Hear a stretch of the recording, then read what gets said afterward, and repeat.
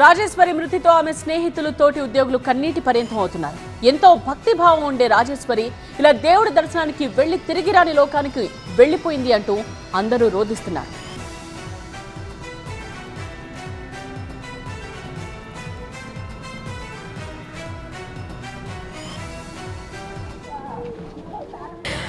చాలా మంచి ఆవిడ.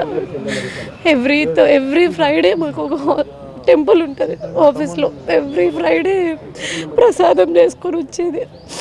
భక్తి చాలా ఉండేది. అందరికీ ప్రసాదం తీసుకొచ్చి పెట్టేది.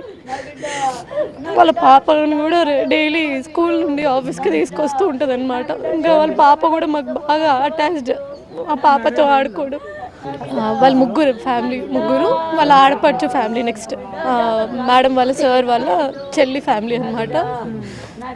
అదే ఎంత దేవుడు భక్తి చాలా ఎక్కువ. ఏ వ్రతాలున్నా ఆవిడ ఫస్ట్ వ్రతాలు చేయడానికి కానీ దేవుడిని మొక్కడానికి ఫస్ట్ ఉంటారు. ఆ దేవుడి దగ్గరికి వెళ్ళేసి వస్తుంటేనే ఇట్లా అవడం అస్సలు పిచ్చిలేస్తుంది.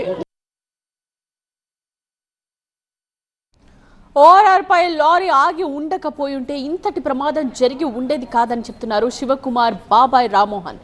ఓఆర్ఆర్ పై వాహనాలు ఆపొద్దని విజ్ఞప్తి చేశారు. ఓఆర్ఆర్ మీద పార్కింగ్ అనేది చేయకూడదు, ఏ క్వశ్చన్ కూడా అది రూలు. బట్ వారు పార్కింగ్ చేయడం జరిగింది.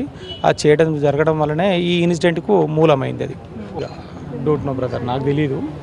బట్ యాక్సిడెంట్కి కారణమైతే అతను పార్కింగ్ చేయని నో పార్కింగ్ ప్లేస్లో పార్కింగ్ చేసిండు. దానివల్లనే ఇప్పుడు ఈ 6 చావులకు అండ్ ఒక అమ్మాయి సివియర్గా ఇప్పుడు చావు బతుకుల మధ్యలో కొట్టుమిట్టాడుతూ ఉంది. ఈ 7గురికి అతను కారకుడు అయ్యిండు. కానీ ఓఆర్ఆర్లో మాత్రం మేము అధికారులందరూ కూడా మా పరంగా రిక్వెస్ట్ చేసేది ఏంటంటే ఏ వెహికల్ ఆగినా కానీ ఇమ్మీడియట్గా ఆగకుండా దాని చర్యలు తీసుకోవాలని చెప్పి రిక్వెస్ట్ చేస్తూ ఉన్నాం. ఎందుకంటే ఇట్లాంటి కుటుంబాలు ఎవరికి నష్టం జరిగినా కానీ అది పూడ్చలేనటువంటి నష్టం కనుక అధికారులందరినీ కూడా మేము సవినయంగా కోరేది ఏంటంటే ఓఆర్ఆర్ ఏ క్వశ్చన్ కూడా నో పార్కింగ్ ప్లేస్లలో వెహికల్స్ ఆపకుండా చూసుకోవాల్సిందిగా మేము కోరుతా ఉన్నాం. బిడ్డను కోల్పోయిన శివకుమార్ తల్లిని ఓదార్చడం ఎవరి తరం కావడం లేదు. వాళ్ళు రోడ్డు మీద పోతారు, అందరు చూడకత్తారు. ఇట్లా అవుతారమ్మా, మీరు ఇక్కడన్నా న్యాయం చేయండి. అవి బంద్ చేయరమ్మా.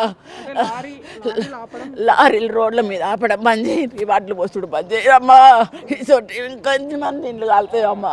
మీరు ఒక్కడే పని చేయరమ్మా, మీకు దండం పెడతా. నా కొడుకు అంత చోటలు ఎంతమంది ఉండరు, నా మన వాళ్ళ చోటలు ఎంతమంది ఉండరమ్మా. మీరు ఒకటి న్యాయం చేయండి.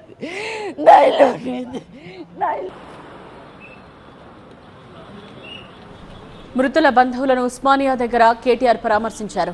కుటుంబ పరిస్థితుల గురించి అడిగి తెలుసుకున్నారు కేటీఆర్.